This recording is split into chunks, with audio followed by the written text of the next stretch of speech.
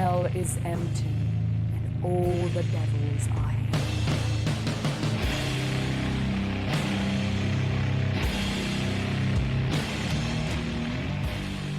Hello and welcome again to the Devil's Library podcast. And with me this time, I have Pike. Hail Satan. I have Ligeia. Hail Satan. And I have Leraje. Hail Satan. Oh dear. Try that again. Hail Satan. And I'm Lithos. Hail Satan. And this book, this time, is one I've chosen, which is The Left Hand of Darkness by Ursula K. Le Guin, which I've chosen because I am a fan of sci-fi, and I am ashamed to admit I have not until now read any Ursula K. Le Guin. Has anyone else? I know you have, Leraje. Yeah. Well, now we have. Yes. Well, now, No, this was the first. Prior to this podcast. Yeah, I've read this one and another one in the Hainish cycle, but I can't remember which one. Go on, I'd read then. some short stories. Okay. Oh yeah, I've read some short stories as well, that's true, yeah.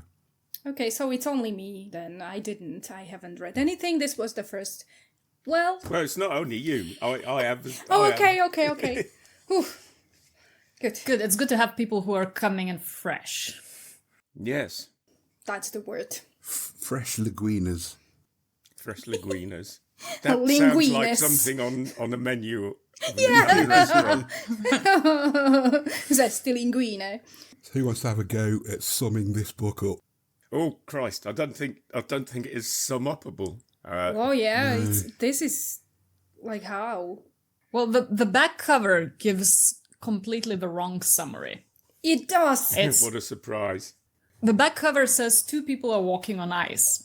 Now this doesn't yeah. start until something like 3/4 of the book. Yeah. Absolutely. Do you want me to have a go at summing it up? Yes. Oh yeah, go for ahead. it.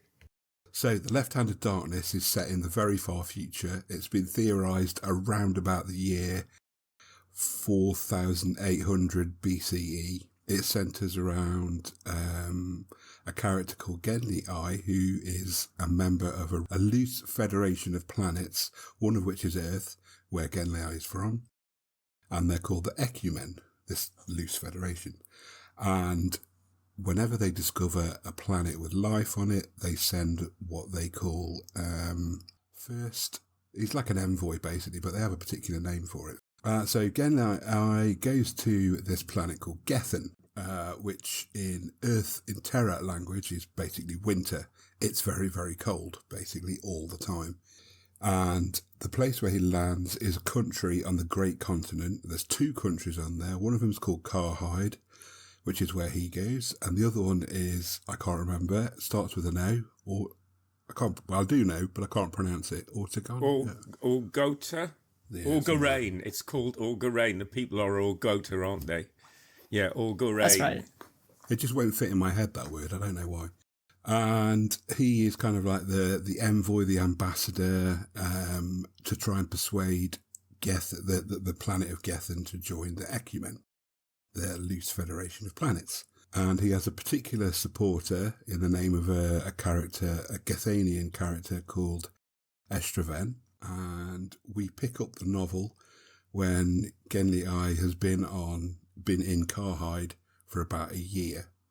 And it's the day before he's got an audience with the king of Karhide to try and persuade him to join the Ecumen. Does that sound okay to everybody? Is that... Yep. Yeah, it is. And Yep. part of certainly the confusion, it will take, if you haven't read this yet, lots of spoilers coming, and it does take a while to get into this book. And part of the problem is the naming, because he's called Estraven, but then he's called Serum, and his real name is full name is Serum Rem Estraven, which I believe the Estraven is what they call the hearth, or the kind of tribe, or which family doesn't really apply, does it? It's kind of the clan or whatever, and Serum is his real first name, and I think Rem here comes from or whatever. He himself calls it his land name. Yeah, that's it, his land name. So, yeah, they refer to them as hearths, which is kind of like not really a home. People are... This is where it gets complicated. How to explain this? These people on this planet have no gender 3/4 of the time. They are neutral. They have no sexual organs apparent. And then they go into something called Kema, where they develop sexual organs, but they could be male or female. Yeah, they can't choose. Then they have a sort of a week of wild rotting, and then they turn back to genderless and are completely disinterested in any matters sexual, and regard Genly I as a pervert because Genly I is male and is permanently in Kema as far as they're concerned, Kema being kind of like on heat. Am I about right in that? Yeah, that sounds right to me. Yeah. For a person, because he lives there for years and he doesn't have sex, he doesn't have any relationships or anything. Yeah, so even though for them he is a pervert, he is actually a very, how would I say that, like subdued guy. Like, if people have not read this, I wouldn't want them to think that this book is about sex or whatever, like he's this pervert, and going into that, hoping for something like that, would be a mistake. It's not. No, I mean... I was happy it wasn't. if Netflix or HBO turned it into something, then there would be a lot of shagging. But yes, they'd completely ruin it. Yeah. Definitely. So it's not about that. Le Guin said she wanted to see what would happen if she wrote a novel in which she removed sex and gender from the equation completely. Well, but this is where we get to a point where the question is, did she? No, she did the opposite, in my opinion, because one of the major themes of the whole book is this inability of Genly to really form close bonds with anybody. I was more concerned about the grammar, which was an issue. Like, shortly she wrote the book, and she came back to the topic of the pronouns. Because she only used male pronouns. Yep. He, him, his, for everybody. So even though they were supposed to be genderless, I don't know, I couldn't help myself to see them as anything else than males. I think my take on that is it's absolutely deliberate, because it is written from the point of view of Genly I, who is male and who kind of serves as, kind of has an anthropologist's view of it, goes in and kind of describes what's going on, cannot get his head around the genderlessness, so keeps referring to people by his own gender. And I think that's quite deliberate. She's quite deliberately going, Genly I is not, or Genly I, I'm not sure how to pronounce it, is not actually, is the one who really has the most problems, and the book is largely about him not being able to get his head around the fact that genders aren't predictable, people don't behave according to his expectations of gender, and so he refers to everyone as he. That's true, but we have two voices that switch. One is Genly I, and then this Estroven, and he also is only using he. So that was confusing to me, because he should be one of those who don't really have genders. So maybe if the half of the book was from the point of view of Genly and seeing everything mostly as male, and then Estroven using some, I don't know, maybe not a neo pronoun or whatever. I don't know. This book has been written like 56 years ago. 56 years ago. So it was awesome for that. I'm not taking that from her. I'm just saying this was a little bit confusing for me, because if we are genderless, I couldn't really, and I would be really interested to see if chosen neutral genderless pronoun was a she, just to see how that book would have been going, you know? It was mentioned somewhere. I think maybe there was a note to the text, or I think maybe an so. introduction. She says that it's not, it's genderless, but it's using he not as a gender, but the way you would say one. Yes. Right? They're just referring to a person, and it should be read as such. I'm pretty but sure still there it's was sad to me that it is there was sad. something in there saying that along the lines of, because what Estrevan is saying is obviously translated into English, but that in their own language there is no such thing as a male-female pronoun. True. So it's kind of like the translation is kind of assuming the he pronoun, which at the time, yes, would in 1966, I don't think there was anyone who used they them pronouns.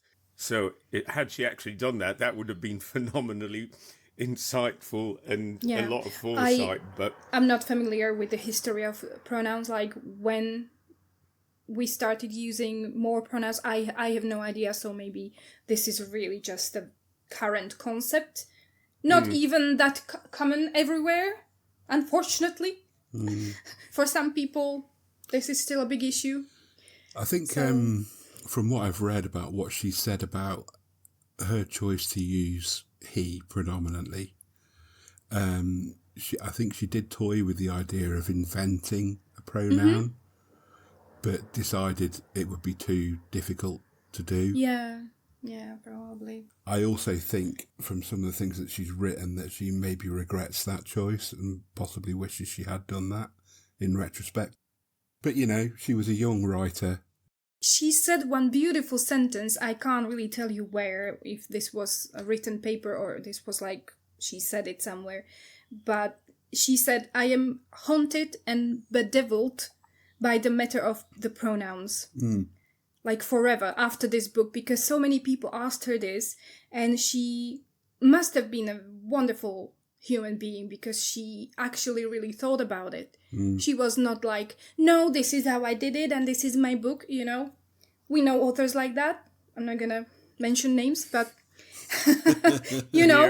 but she actually really thought about it, and she regretted some choices, but in a way, like, she didn't come up with anything that would have been better. But she was like, yeah, I understand what you're saying, and this is really something that's bothering me. And I think that is absolutely wonderful when people are like that, because we all need to grow and learn.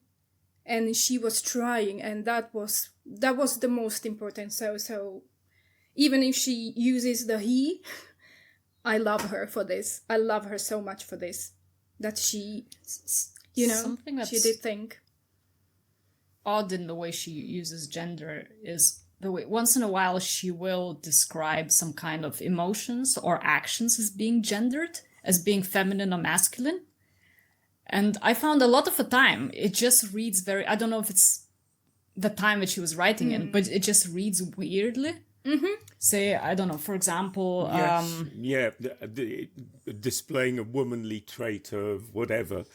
But again, I think that is deliberate because she is writing from the point of view of someone who is imposing his gender preconceptions on a society which has none. But sometimes it's kind of the opposite way than we talk about it today. For example, abstract thought at some point is described as being masculine. And do you have any examples, maybe? For example, there was in this attitude something feminine, a refusal of the abstract, the ideal, a submissiveness to the given. And I think that nowadays we think the capacity for abstract thinking and creative thinking, that's sometimes associated with the feminine rather than the other way around.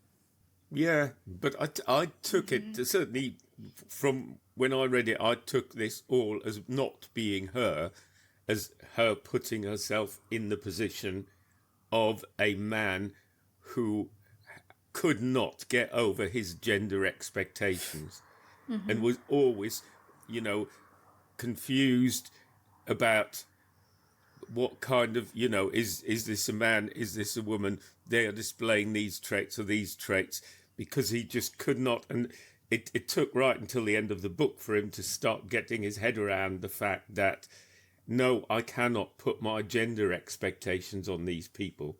And even by the end, I think he's still kind of dubious about things like, which is mentioned right at the end when they meet Estrevan's father and his son, and there was incest involved, and he couldn't get his head around the idea that incest was okay in that society, as long as you stuck to certain rules, like you couldn't permanently or repeatedly be incestuous with someone.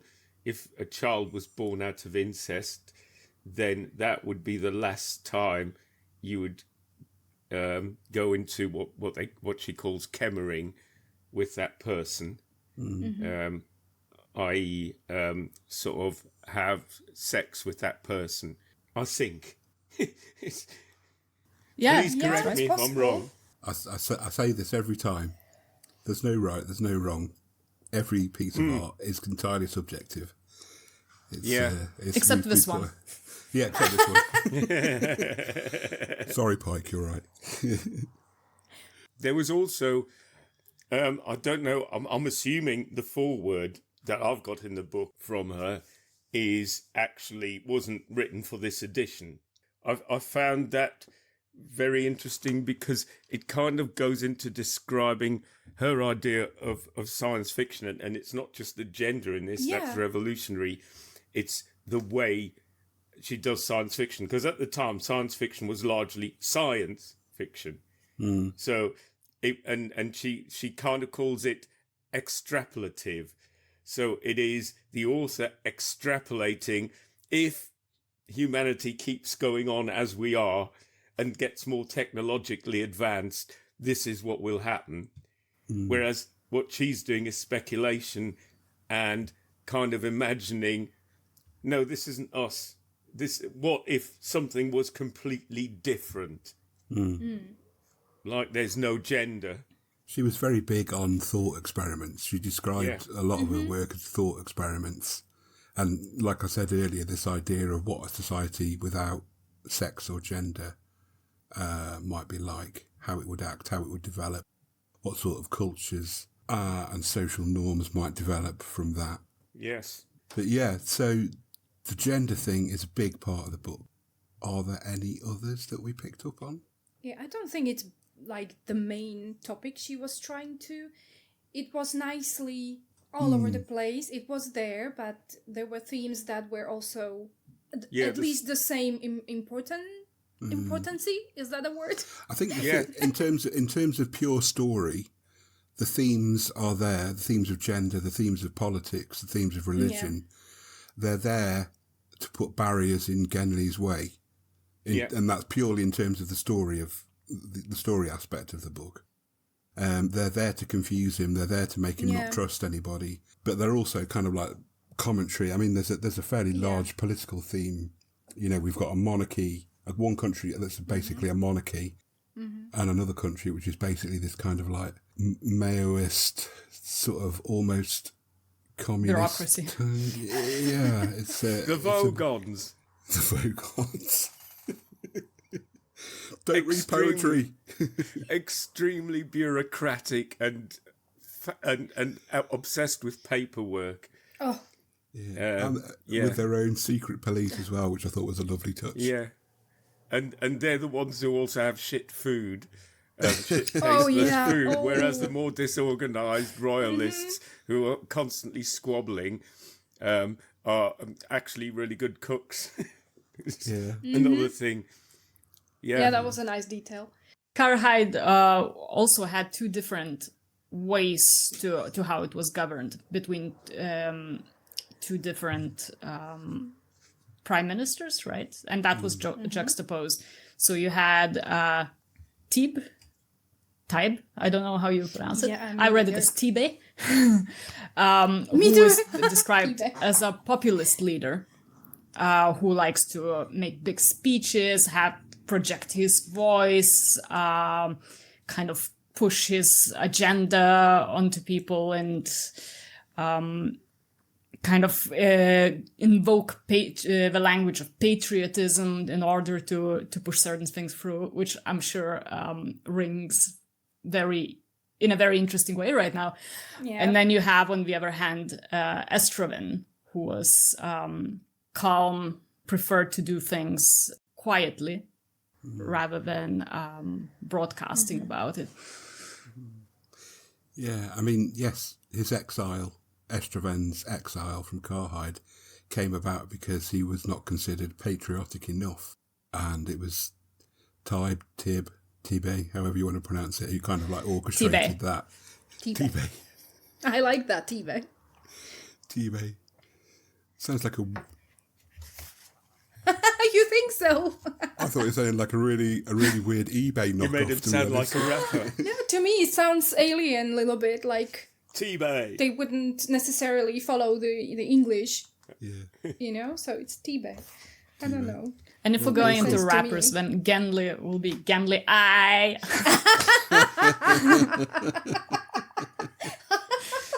So true. Fucking hell, I'm glad you did that and nobody else. Yes. That's funny. Oh yeah. How did you, as Satanists, how did you like the idea that was floated that, Yeah. what was it, that atheism sort of makes God necessary? Yeah. Yeah, I thought that was great, to be honest. It did make sense. Like, talking about him and not believing in him is still mentioning him as, Yes. in a way, Yes. we need to talk about him not being, not existing, Yeah. which is sort of negating the whole thing of not even care. You know, I don't care because I don't believe in him.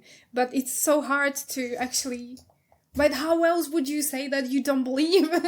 She's got this great line that is something that I'm going to paraphrase it because I haven't made a note of it, but she says something like, if you're on the Carhide Road and you turn around and walk away from Carhide, you're still on the Carhide Road, which kind of like sums that idea up of even if you reject something, you're still talking about it. Therefore, you're still acknowledging the fact that it's... Yeah. Yep. There are sort of touches of sort of religious concepts in there. And one thing I did wonder about, not having read any of the other books in the sort of Hainish universe, that they're called this sort of cooperation organization of various planets are called the Ecumen. And I couldn't find a passage, but at some point there was something in there which made it sound like there was a religious aspect to the Ecumen. It seems a strange name to pick if there isn't a religious subtext. She chose it. Her dad was an anthropologist, as you mentioned, Lithos, and he it's an old, oh shit, I'm probably going to get this wrong. I think Greek word, possibly I'm wrong about that, or maybe Mesopotamian. I'm not sure, but it basically and they were kind of like a sect. The original word, and she just took this word and borrowed it and shortened it to Ecumen. Yeah. But it's kind of like, it basically is kind of like a loose affiliation or sort of like group. Oh, right. Something along those lines. There's no right or wrong here, so feel free to invent Greek words. There is something I will put we will put in the show notes, which is a link to a podcast which specifically talks about Ursula K. Le Guin's father, his anthropology, and how it influenced her books. The K in K. Le Guin being short for Kroger, which is her birth surname. The podcast is called The Last Archive, I would highly recommend it as a podcast anyway. It's a really good podcast that just goes into all manner of different ideas.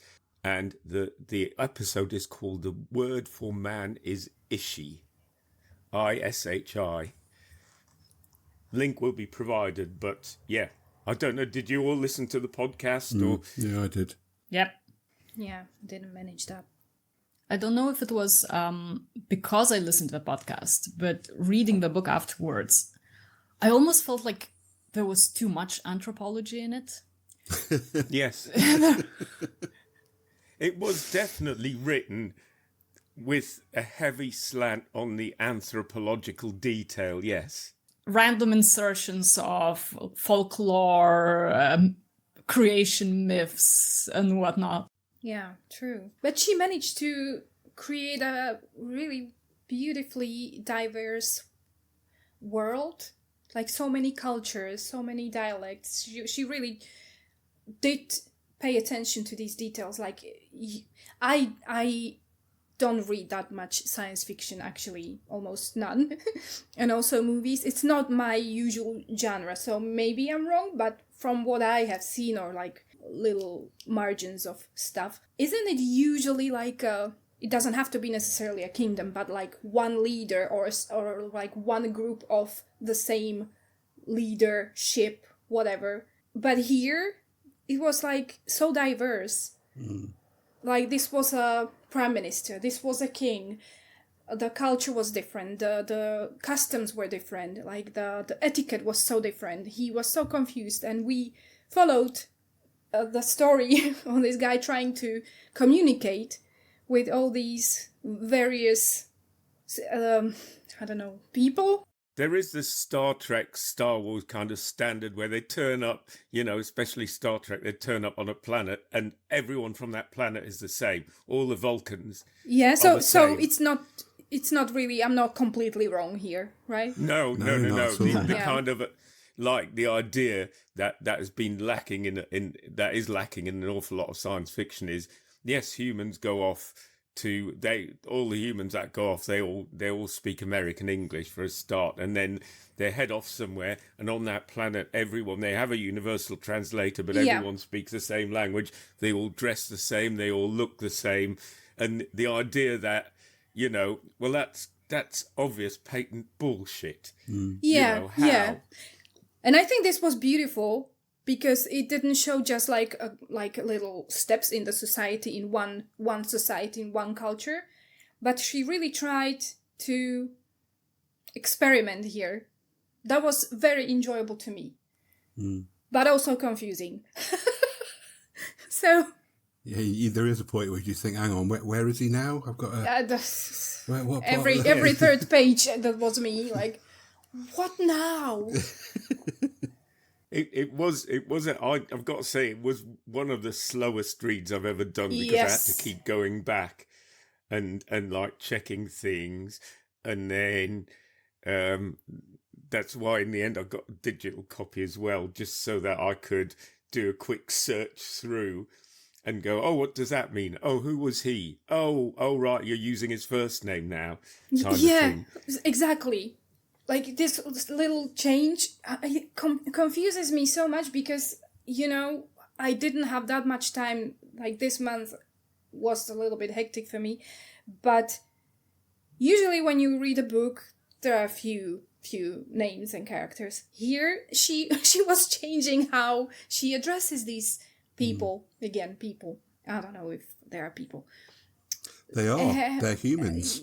Yeah, but Yeah. also... Yeah, they are all referred to as humans. what is the definition? That is also one really interesting point. Like, do we stay humans when we lose one of the major features that makes us human? The permanent horniness in this case. Not really. According to the people To on them, that planet, they thought you must that. be permanently horny if you Yeah. have your sexual organs all the time. Oh, yeah, I You know must people be like that. permanently. Yeah. But it's not all of us, you know. I don't think they ever. I don't think either side, either on get the Gethanian or the ecumen side. Maybe I missed it. I don't know, but I didn't pick up on any kind of like idea that they didn't each think the other was human. No, They thought there were it's differences. just for me to address them is. It is weird to call them human, even though they are human. Yeah, you see, I am confused. I am a horror girl. This was too beautiful.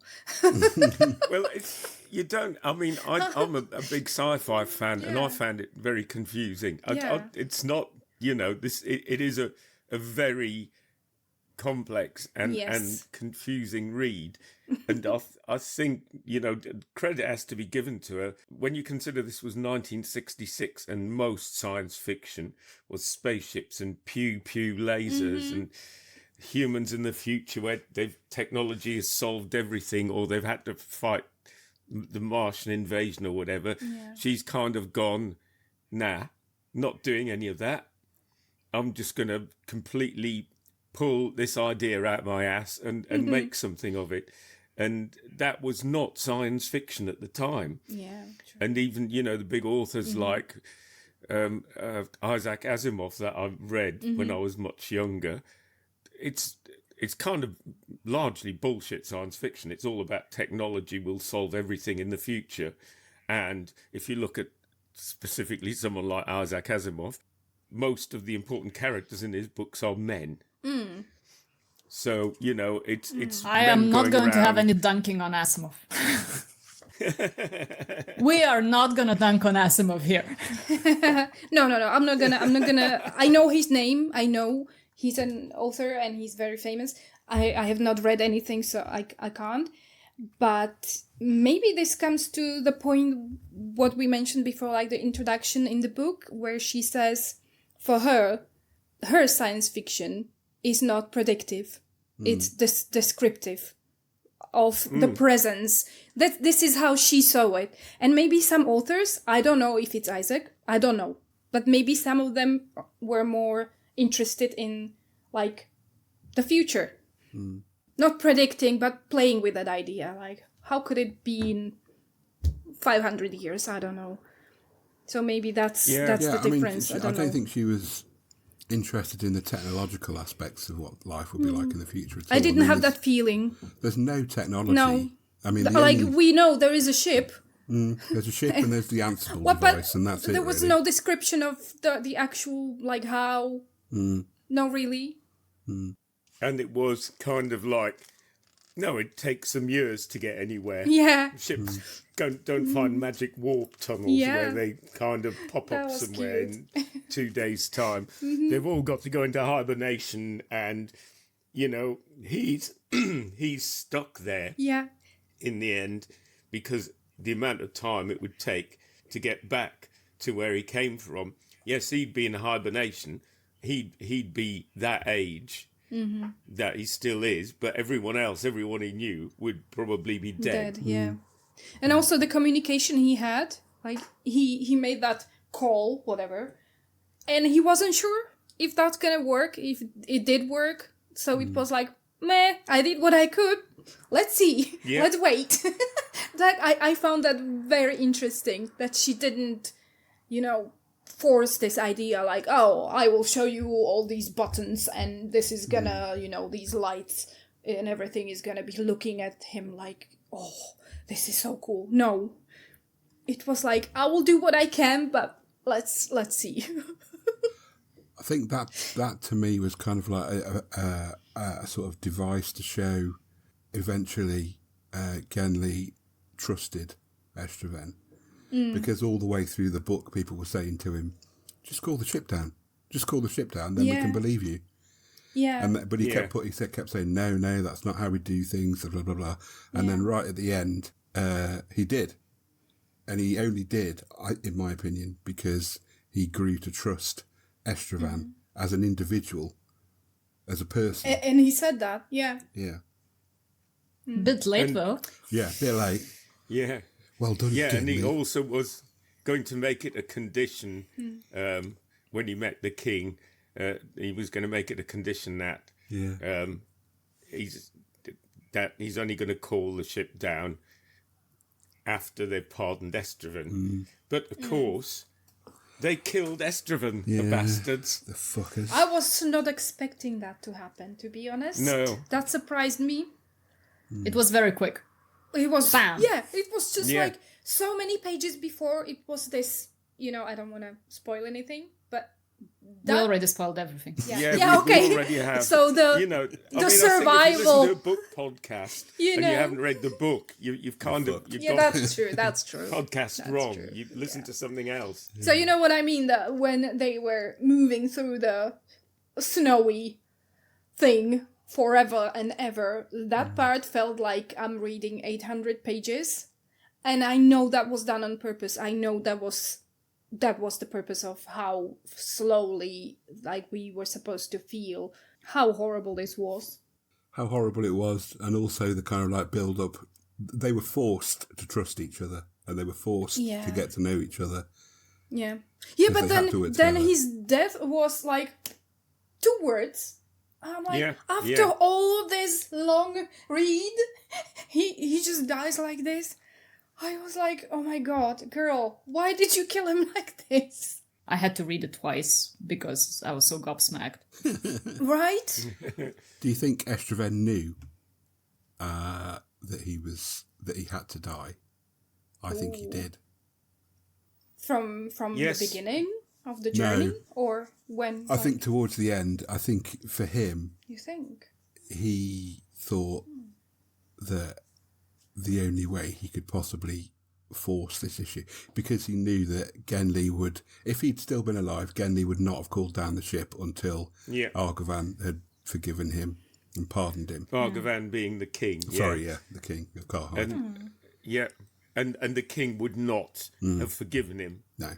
That became clear because he asked for him to be forgiven posthumously, and the king was like, no, Yeah, that's true. Too we'll see soon. about that later. Oh yeah. And then there's a suspicion also that he skied down the slopes towards the guards, and when Genli tells, I think he tells the king that, it's like, what do you mean he committed suicide? And suicide being one of the worst Yeah. things you could possibly do on that planet.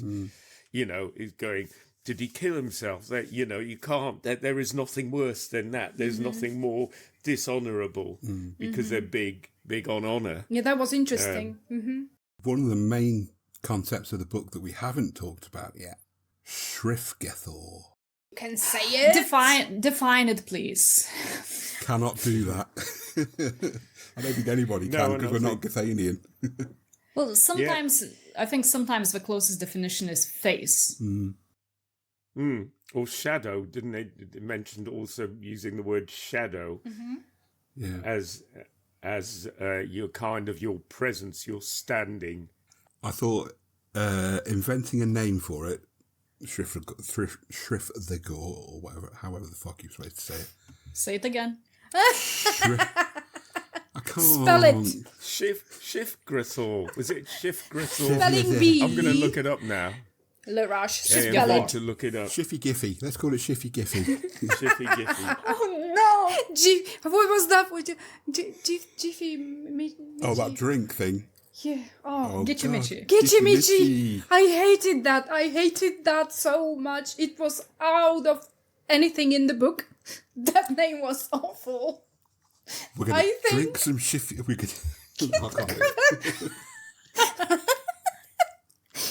Just keep trying.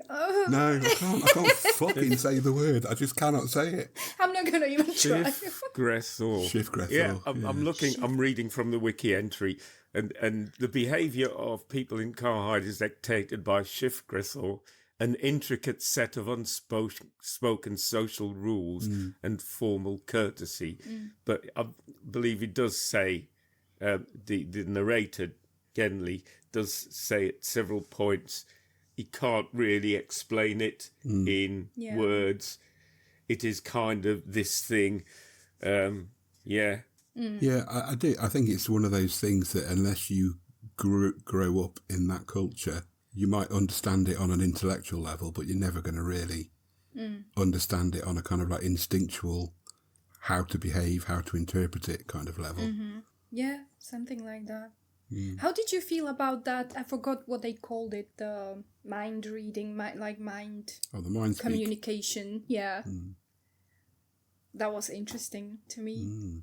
Like, it was, again, she did a great job with how it wasn't easy. It wasn't like a magic that he could just perform.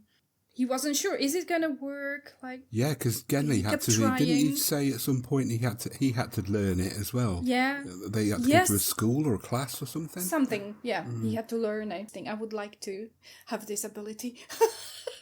I would not like to have this ability. I would. I'm glad it does not exist. Because it would be fucking monetized by people like... Okay. Yeah. But also you can't lie when you are mind speaking. That is useful. I thought it was very purifying, that idea. The concept of that was amazing. And how did you feel about this whole concept of society with no gender? Was it something, like, if you can imagine that being real, is it making you feel more anxious, or do you think I loved it. You loved it? You would want to maybe us to be I would like absolutely that? Yeah? love that. Yeah. I would prefer it if it was like a cosplaying of sorts. So you just sort of slide into one, slide into the other.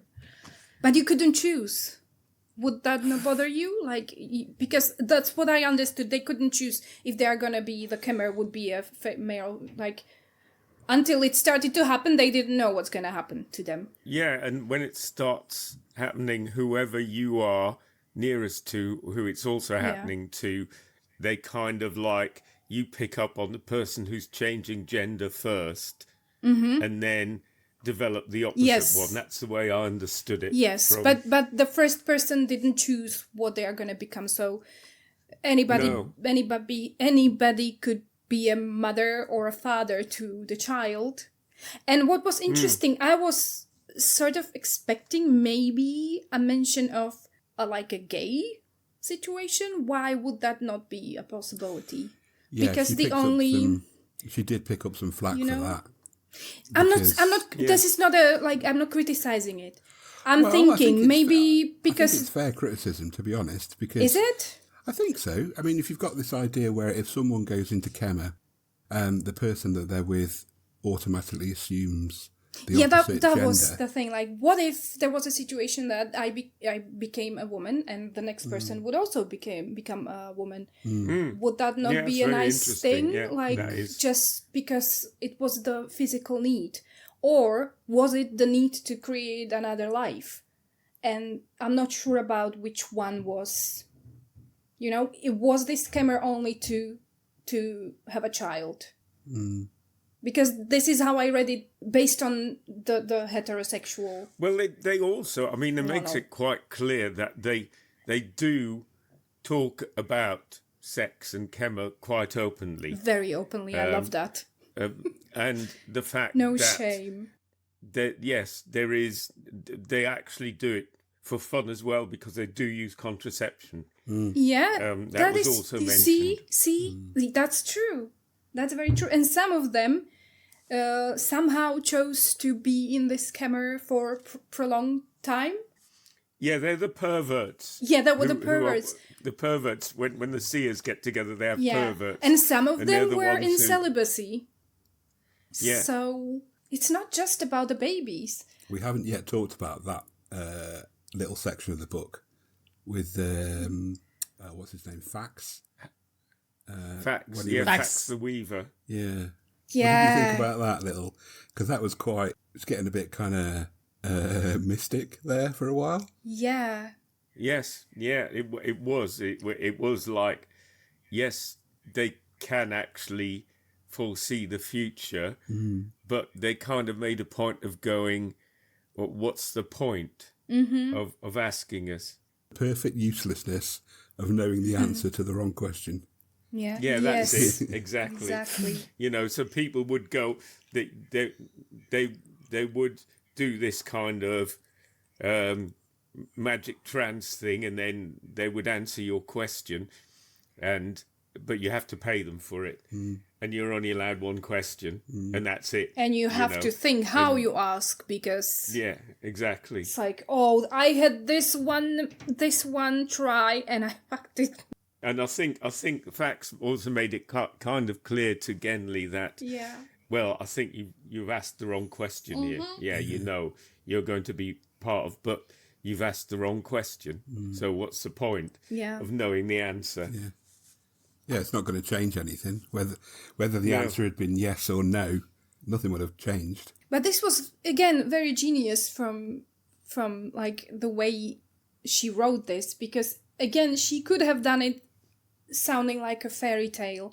Oh, these are the fortune tellers or whatever. These people are magical, and it would have been, we have seen that. But no, she changed it into something new, to me at least. This was a new approach to this whole prediction and knowing the future, answering questions about the future. It was interesting, really. I would have loved to meet this girl, Ursula. The way she thought. She is not with us anymore, she? No. She died. Yeah, so... Oh, we can't invite her. Well, no. No, we can't. I ain't got a Ouija board. So Me too! I lost my planchette. Great, let's have a seance live right Yes, now. okay. I have a candle. Yeah, sure. Let's do this. Mm-hmm. Has anybody read any of the culture novels by Ian M. Banks? Yes. No. All of them. No, all of Do you them. see the similarities? I'm going. Lithos? Yes. You can tell who I- she was one of his major influences, aren't there? Yes. I can tell, and he kind of like went with. I kind of like the part of the culture novels where it's about humanity. Well, it's not actually humanity; it's some other alien race, but they've evolved to the point where they've got massive hypercomputers who do everything for them. So they're pretty much, they've developed drug glands, so they can drug themselves with their glands and stuff. And some of the stories are about them getting up to ridiculously dangerous things because they're bored. Yeah. And they can also, to sort of like extrapolate Change Le Guin's, gender, they can change gender at will and choose which gender they. Okay, I like that more. They are very good books, and also kind of there's kind of dark humour to everything Ian Banks wrote, as Ian Banks or Ian M. Banks. Yeah. I think I've got the Wasp Factory down as one of my picks. I've heard about that book. I didn't know it's this author. It's Yeah, Ian Banks. But it's fucking dark. It's seriously dark. Right at the end of it, you're like, But oh, I thought that's a horror fucking book. hell. Is this science fiction? So he wrote his mainstream books under the name Ian Banks, and he wrote his science fiction books under the name Ian M. Banks. Oh, okay. So if you pick up a book and it's Ian M. Banks, it's science fiction. Jesus, couldn't one of them just change his name?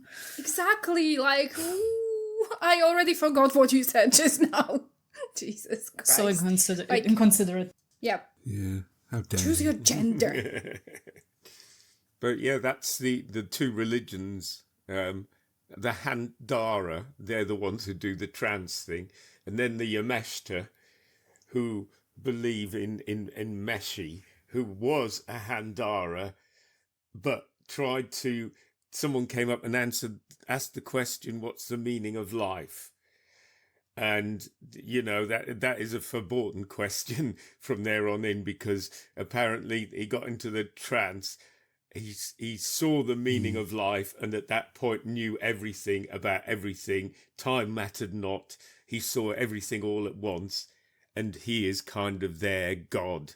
So the Yameshta have Meshi as a kind of god. He's attained god status by answering the question, what's the meaning of life, and seeing it all in one and permanently seeing all. So, yeah, it's kind of like monotheistic God, isn't it? Yeah, that was my favourite quote of the book is from that little section. I shall read it out to you because I love it. There is neither source nor end, for all things are in the centre of time. As all the stars may be reflected in a round raindrop falling in the night, so too do all the stars reflect the raindrop. There is neither darkness nor death, for all things are in the light of the moment, and their end and their beginning are one. That is gorgeous. I will It's great, never isn't it? write anything like that. Beautiful. I'd just like to say that I really appreciate the round of applause I got there for reading out someone else's words. Thanks very much. Well, who says it was for you?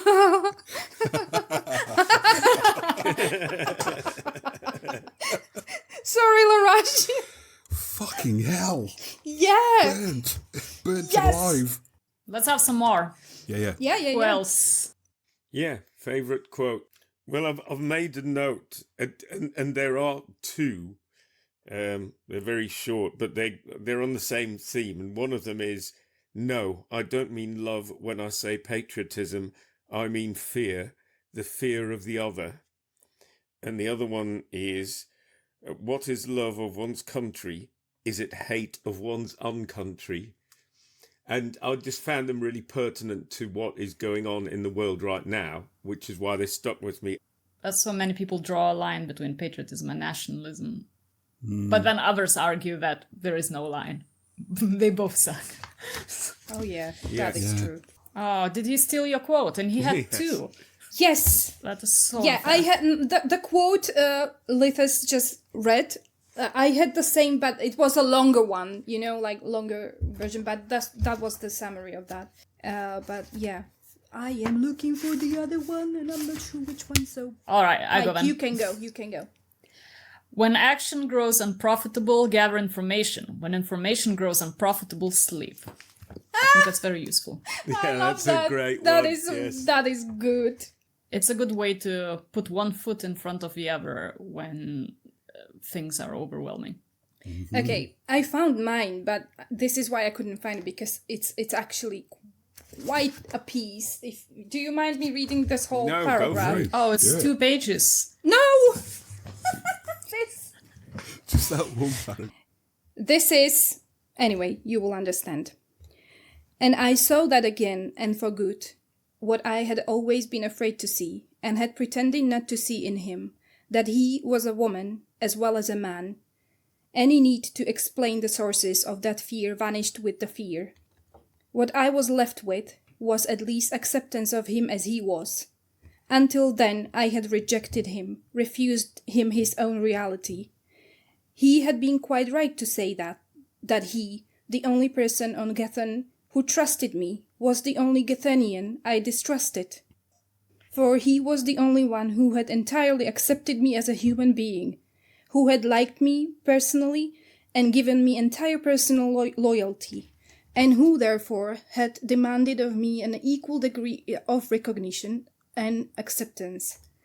I had not been willing to give it. I had been afraid to give it. I had not wanted to give my trust, my friendship to a man who was a woman who was a man.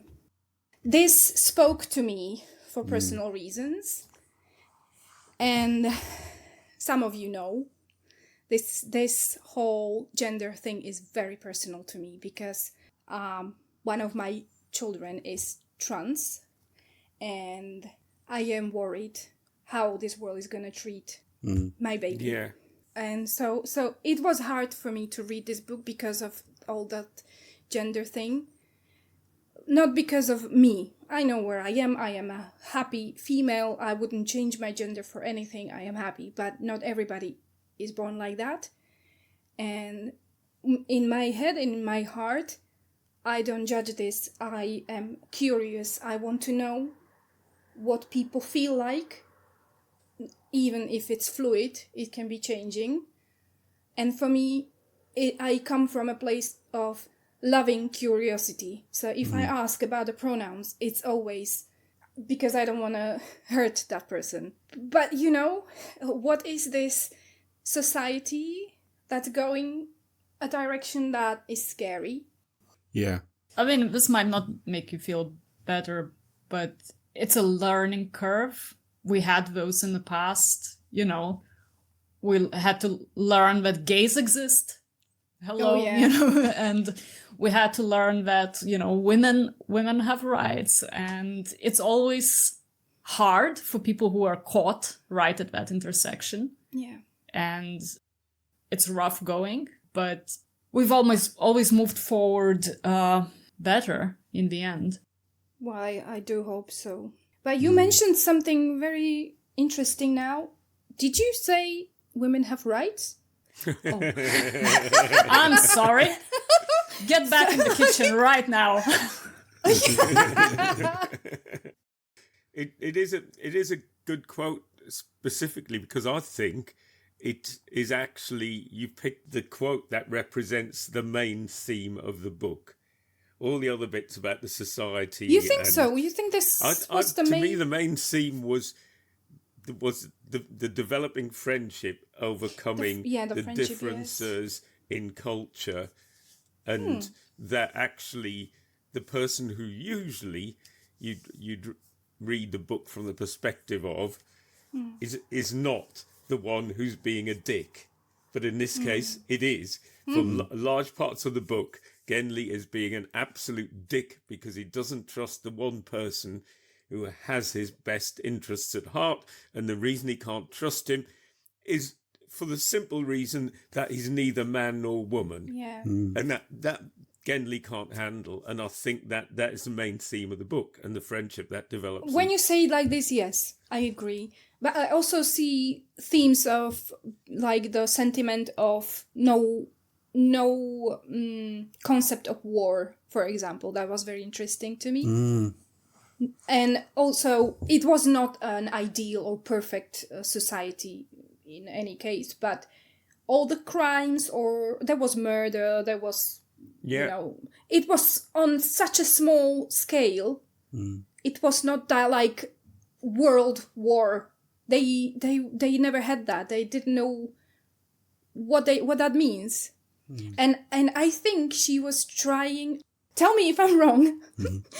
Did she sound like she thought because there is no patriarchy, there is no war? Yeah. Was this said? Yeah, I think sort that of. is. But do we agree with that? Because that is. Yeah. Do we? Well, No. I don't think it's that easy, simple. I don't think it's so black and white. No, I don't think it's the answer, but it's among the answers. Certainly. Okay, but it was in the book. You saw it there, because this is how I understood what she was trying to communicate. I think. Again, it's all open to everybody's personal interpretation.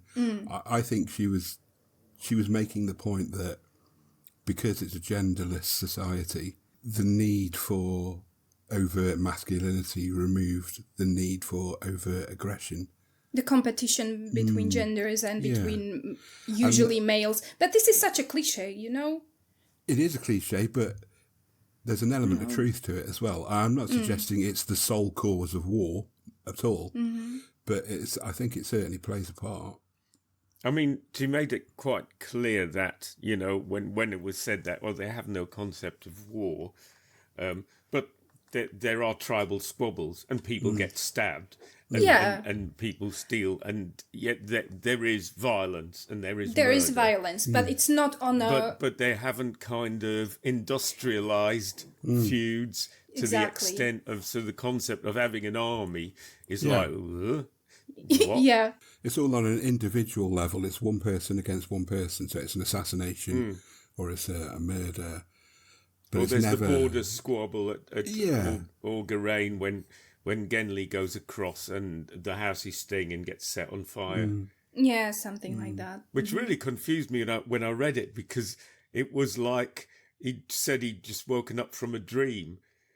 And it's like a dream where you run away from a fire. And then I'm reading that and I'm going, this dream's going on for a bit. And then I suddenly realised, no, this is actually happening. It really is on fire. Yeah. What a long dream. Pitchforks? Pitchforks, yes. Pitchforks out of 10. Lithos? Am I going to be really boring and give it another 9? Am I judging them too high? I just thought it was an awesome work. You feel it. Possibly the best science fiction book I've read. Pike? I'll give it a 7.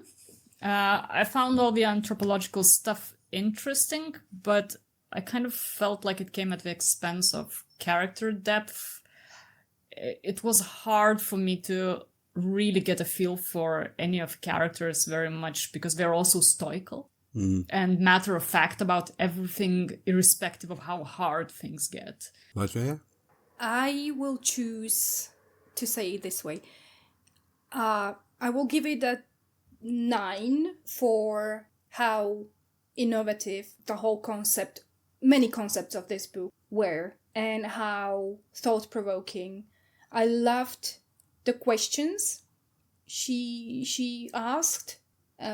I don't think she came up with many answers. I don't think that was her goal. That's not a criticism. It's just... No. I really like the questions and the themes, and I think she was one brave girl.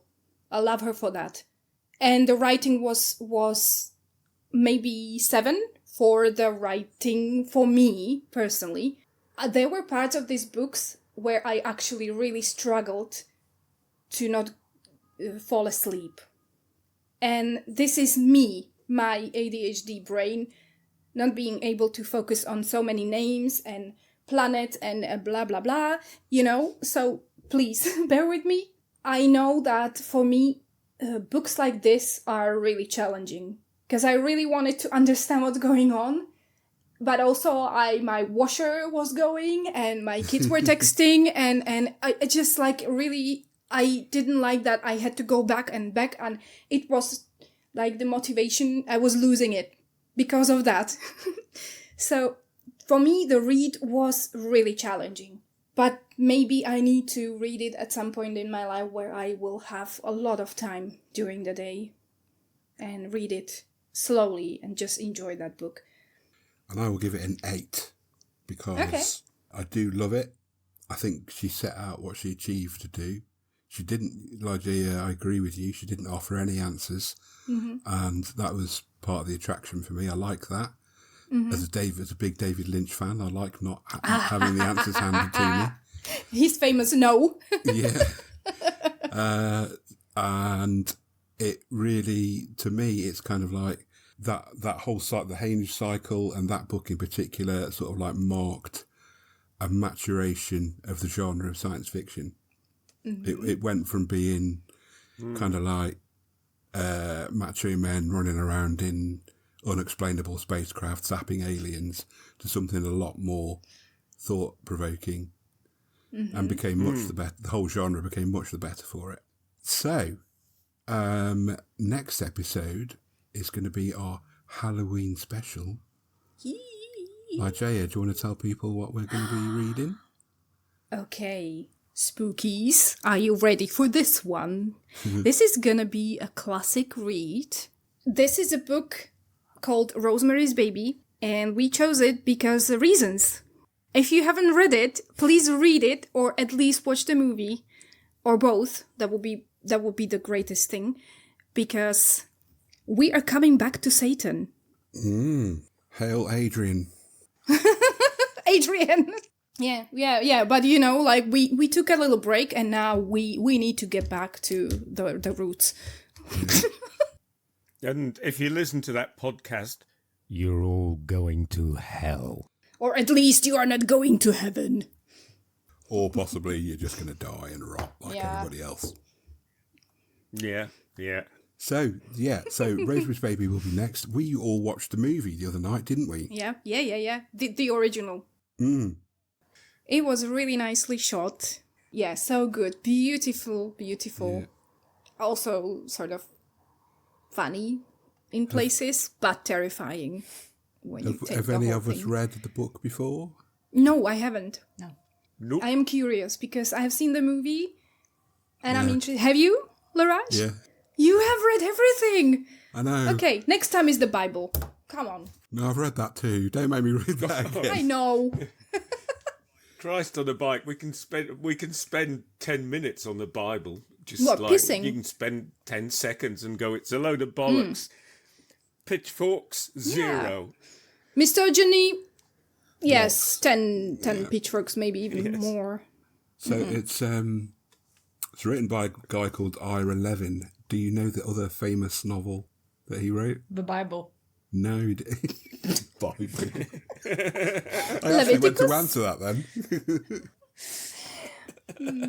No, he wrote the I know. Stepford Wives. Sorry, Pike. Sorry. Did you know? I had it. We can edit that. Yeah, you say the Stepford Wives and I'll edit it Just in. say it now. Say it. And Is it by any chance Stepford? What? you are wrong. No, what are you talking about? Oh, damn. No. I did not know. You know what? For some reason, I thought John Wyndham had written the Stepford Wives, but He wrote the Dulwich Cuckoos and he wrote Day of the Triffids, John Wyndham. yeah, that's it. Okay, yes. So this was fun. I hope you enjoyed our approach to review this wonderful, not easy book. And I was here tonight with Pike, Hail Satan. Lithos, Hail Satan. Leraje, Hail Satan. and I am Ligeia, and hail Satan. See you next time.